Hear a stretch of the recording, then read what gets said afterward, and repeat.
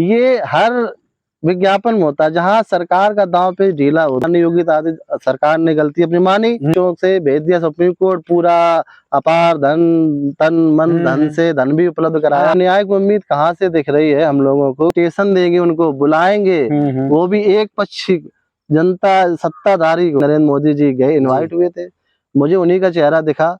तो अब आप ये बताइए, जब आप सीजे आएंगे, यहाँ आप जा रहे हैं, तो न्याय की उम्मीद प्रश्न तो उठना लाजमी है। मैं ये नहीं चाहता हूँ बिल्कुल उनका नुकसान हो, लेकिन हम ये भी नहीं चाहते हैं कि हमारा हक कोई किसी और को ले जाए। पिछड़ा वर्ग का जो हक मारी हुई है, इससे पीड़ित हैं। सरकारें आती रही जाती रही, पिछड़ों का ही नुकसान होता रहा।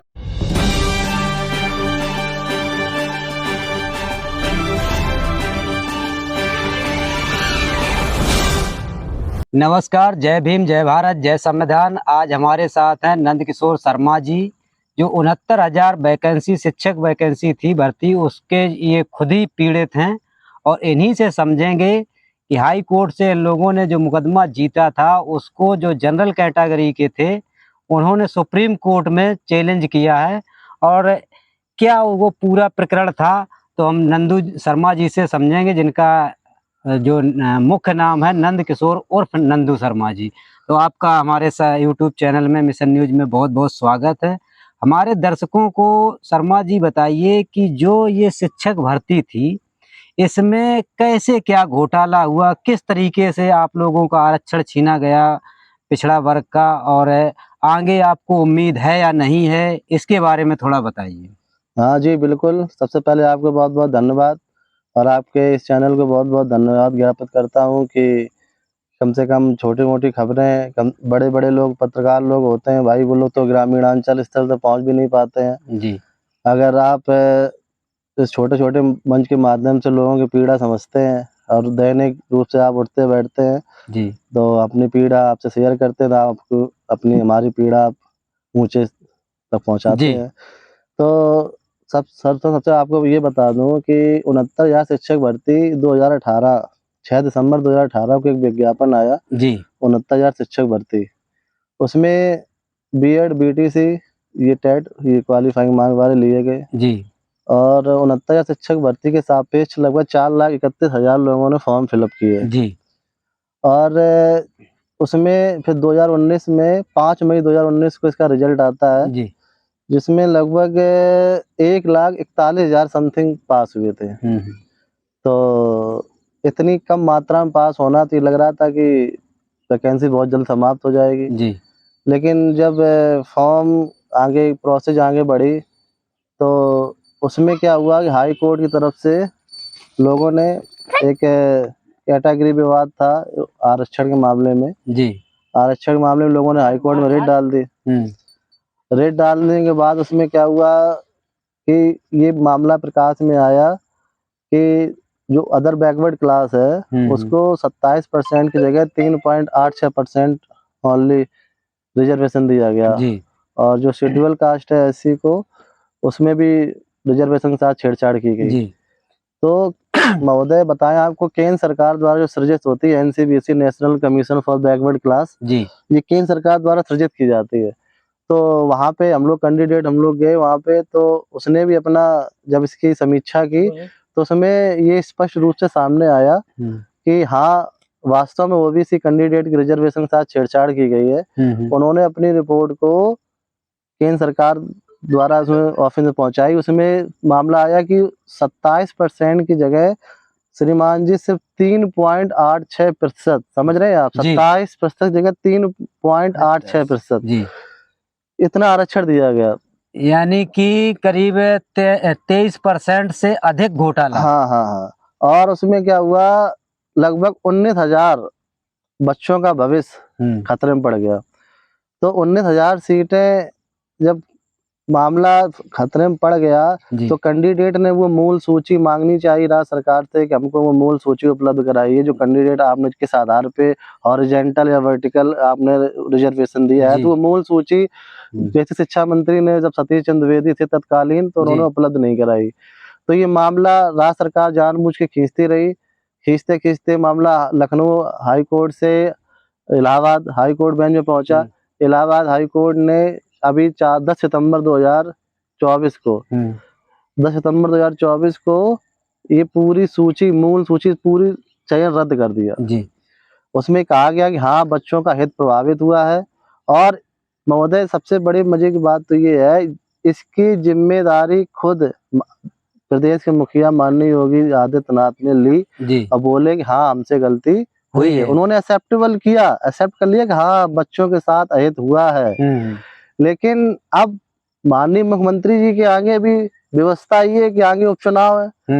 अब सुप्रीम कोर्ट ने ये कह दिया जो बच्चे जनरल कैटेगरी के लगे हुए हैं, जी। मामला यहाँ पे था, आपको थोड़ा विस्तार में बता दें पूरा बताइए आप। कि जैसे मैं ओबीसी कैंडिडेट हूँ, आप जनरल कैंडिडेट हैं, मेरे 150 टेट मार्क्स में मान लिए 100 में 90 नंबर आए और आपके 88 नंबर है, 88, आप जनरल में है, आप अनारक्षित है, हम आरक्षित है, मेरे 90 नंबर आए, तो हम मेरे आपसे 2 नंबर ज्यादा है। जब 2 नंबर ज्यादा है तो हम बैकवर्ड में नहीं रहेंगे।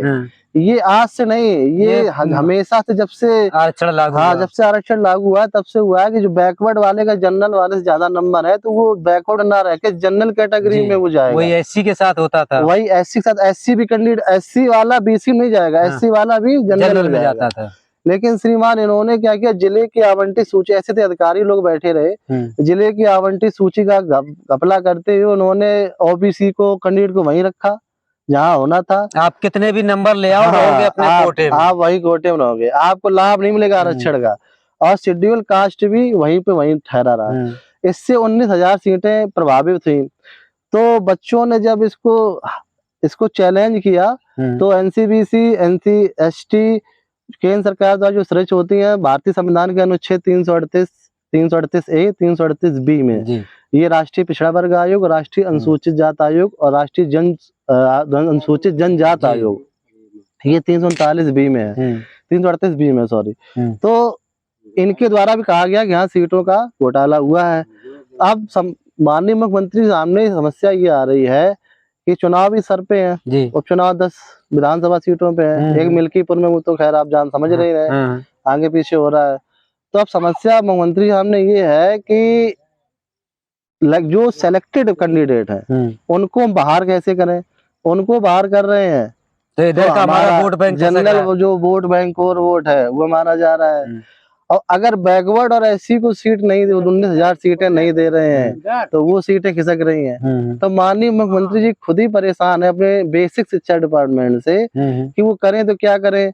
अब बच्चे जो जनरल कैटेगरी थे वो तो अपना भविष्य अंधकार में जो 4 साल जॉब कर चुके हैं, वो भी चले गए सुप्रीम कोर्ट, अपनी रेट दाखिल कराए। इधर बीसी एससी कैंडिडेट वालों ने पहले कैविएट दाखिल कर दी थी। अब मामला सुप्रीम कोर्ट पहुंच चुका है। आपका हाई कोर्ट में जो केस आप लोगों ने जीत लिया था, जब आप लोगों को एक उम्मीद जगी थी कि हाई कोर्ट से हमारा जजमेंट आ गया, अब हम लोगों को नौकरी मिल जाएगी, उसके बाद फिर सरकार का हस्तक्षेप रहा कि या सरकार ने जनरल कैटेगरी के जो बच्चे हैं उनको मोहरा बना के सुप्रीम कोर्ट ये देखिए, ये हर विज्ञापन, बहुत अच्छी बात आपने कही पत्रकार महोदय जी, ये हर विज्ञापन में होता है जहाँ सरकार का दांव पे ढीला होता है तो वो खुद हम लोग जनता की नजर में हीरो सुपर बनते हैं कि हमने गलती, जैसे इसी माननीय योगी सरकार ने गलती अपनी मानी, लेकिन जब मानी थी तो उन्होंने क्या किया, बैकडोर से मंत्रियों द्वारा या बच्चों से भेज दिया सुप्रीम कोर्ट, पूरा अपार धन, तन मन धन से धन भी उपलब्ध कराया होगा। भाई माननीय सुप्रीम कोर्ट में अगर वकील हायर करेंगे लाख रुपए का मिनिमम चाहिए, 1,000-2,000 रुपए तो होगा नहीं। अब बच्चे जो बेरोजगार, उनके पास 1 लाख 2 लाख कहाँ से आए, कहीं ना कहीं किसी के पीछे किसी बासिंदे, बढ़िया बासिंदे का हाथ होगा। बिल्कुल बिल्कुल। तो जब ये सुप्रीम कोर्ट में गए हैं तो सुप्रीम कोर्ट की जो सीजे आई है, chief justice of India Chandrachud साहब जी, तो अब आप ये समझिए अब न्याय की उम्मीद कहाँ से दिख रही है हम लोगों को कि जब आप एक अपना पर्सनल इंडिविजुअल कार्यक्रम कराते हैं कोई छोटा मोटा घर में, तो आप एक सीजे आई है, चीफ जस्टिस ऑफ इंडिया, मुख्य न्यायाधीश हैं, आपसे पूरे देश की न्याय की आपकी आस लगी होती है, उम्मीदें लगी होती हैं। अब महोदय जब आप अपने किसी इंडिविजुअल पर्सनल कार्यक्रम में राजनैतिक लोगों का आना जाना या निमंत्रण, इनविटेशन देंगे, उनको बुलाएंगे, वो भी एक पक्षी जनता सत्ताधारी को। अब तब कहीं ना कहीं प्रश्न तो उठेगा। तो प्रश्न उठा, महोदय विपक्ष ने प्रश्न उठाया, कांग्रेस से बड़े लीडर थे। अब कौन गया था ये आपको भी मालूम होगा।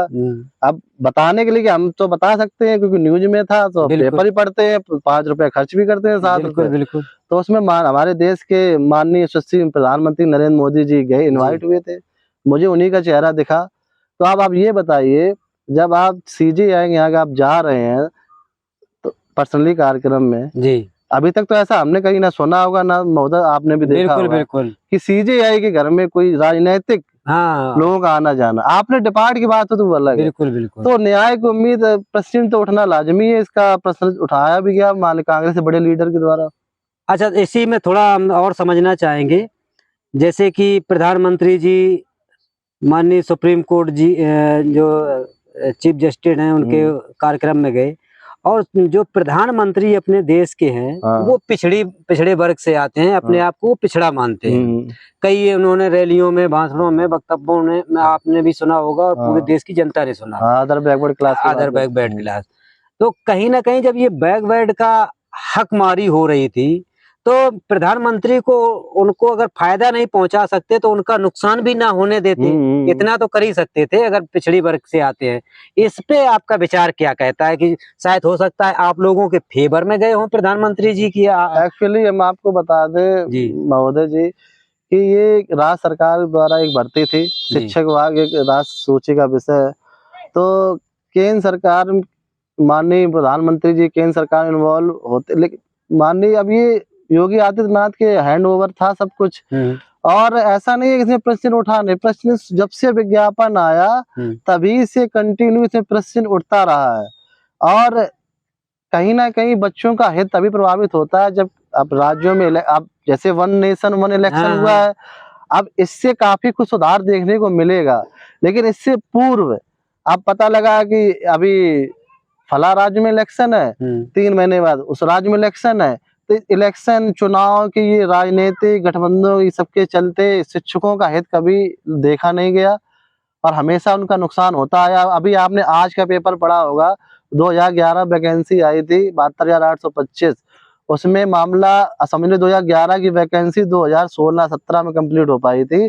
6 साल पेंडिंग। हम तो ये समझते जो भर्ती हाई कोर्ट या सुप्रीम कोर्ट में चली गई उसमें न्याय कभी मिल नहीं सकता, उसमें जो भी भर्ती लंबित होती उतनी में खेला हो जाता है। अच्छा, एक चीज और इसमें समझना चाहेंगे, जैसे मान चलो आप लोगों के हक में सुप्रीम कोर्ट में फैसला आ गया, जो आपका समय निकल गया है, 3 साल 4 साल 5 वर्ष जो भी निकलेगा, क्या उसकी भरपाई सरकार करेगी?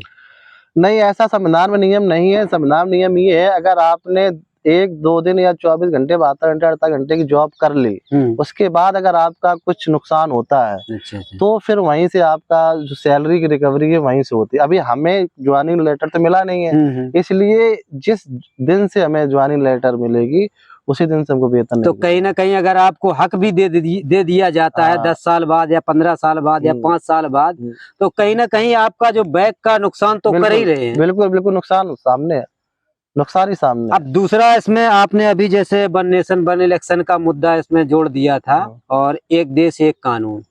क्या इस 2 कानून बनाने से, इन नियमों से देश की जनता को एक समान 1 नेशन 1 इलेक्शन के तहत एक जैसी शिक्षा गरीब व्यक्ति से लेके, आम आदमी से लेके और प्रधानमंत्री तक के बच्चे को एक समान शिक्षा मिल पाएगी? देखिए महोदय, शिक्षा की बात है तो सबसे पहले 1 नेशन 1 इलेक्शन इससे पूर्व भी सन 1951 में, 1952 और 1956, 61 में हो चुका है। लेकिन कहीं किसी विधानसभा में चुनाव पहले समाप्त हो जाते थे, इस वजह से वो मामला विघटित हो गया। तब से ये अब ये हुआ है, पूर्व अपने देश के राष्ट्रपति रामनाथ कोविंद जी की अध्यक्षता में कमेटी बनी थी। कमेटी बन के उसमें लगभग 12,000 पेज की फाइल तैयार की गई थी। इसमें क्या होता है कि सिर्फ पक्ष के लोग नहीं बिठाए जाते हैं, पक्ष विपक्ष दोनों के लीडर होते हैं, देश के CGI होते हैं और देश के जो ऑडिटर जनरल होते हैं वो होते हैं। सारे लोगों की सहमति लेने के बाद ये कानून बना है।